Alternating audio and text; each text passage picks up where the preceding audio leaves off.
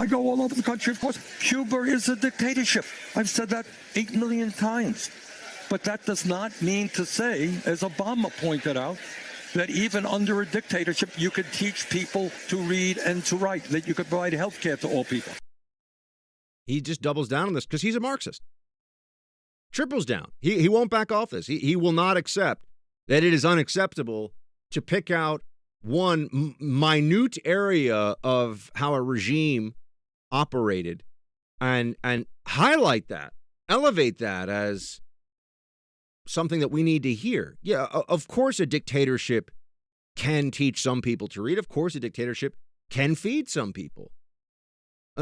Totalitarian regimes don't want to eliminate all of their subjects, right? They don't want to kill everybody because then you don't have a country anymore.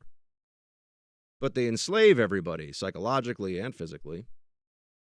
And they destroy freedom. And freedom is anathema to a dictatorship. It is anathema to authoritarianism. And Bernie Sanders is not making anybody who is concerned about his totalitarian impulses feel any better. I read to you about what the Cuban regime was like in the 60s and the 70s. They've repudiated none of it, by the way. The Cuban government is still a totalitarian kleptocracy of thugs.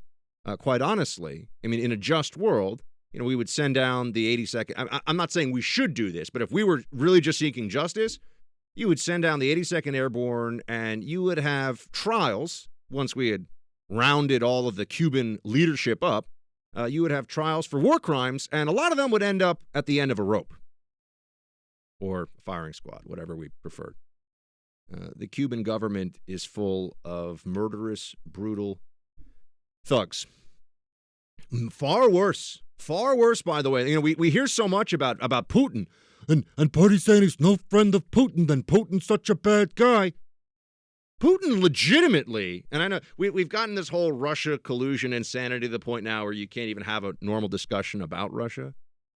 The Soviet Union, yeah, obviously enslaved hundreds of millions of people, murdered millions, tens of millions of people. The Soviet Union, different story. Russia, yeah, Putin is effectively an authoritarian, no question. Although Mike Bloomberg has questions about authoritarian China. We'll get to that. But if you were to look at Russian public support for Putin, it's high. People in Russia, and you will not hear this from other people in this country generally, because we're all, Putin is the worst. Yeah, Putin's a bad guy.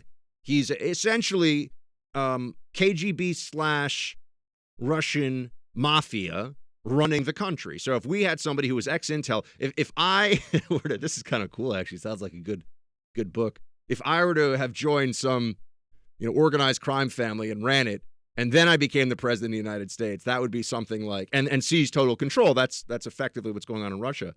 But Putin has also presided over what the Russian people believe is a restoration of Russian international dignity after, it was very sad for them for a long time to be, after the fall of the wall, completely impoverished and felt like their world was in free fall.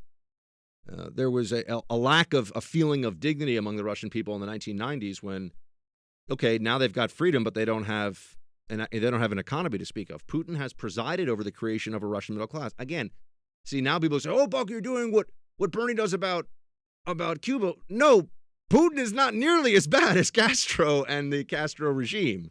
And, Raul Castro has done things. The Castros are responsible for the kind of war crimes, as I said, where we should, if we could, round them up and have them executed. And that would be fair. That would be just.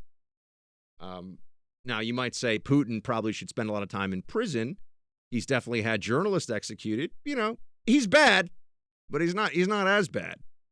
But Bernie Sanders, because the Democratic Party right now has gotten so, utterly and completely wrapped up in this Russia collusion, they believe this no matter what the evidence, no matter what we can provide them with. Putin is really, really bad and a scary man, but he'll say nice things about Cuba, which is all I'm trying to say is that the Cuban regime is worse than Putin's government. If you look at the totality of what has gone on, right? The Cuban regime is in a different category. Putin is bad, but people don't want to hear about what's really going on in Russia. They just prefer to think of it as the biggest threat to the United States because Hillary Clinton lost the 2016 election. China is a much bigger threat to America, as we know.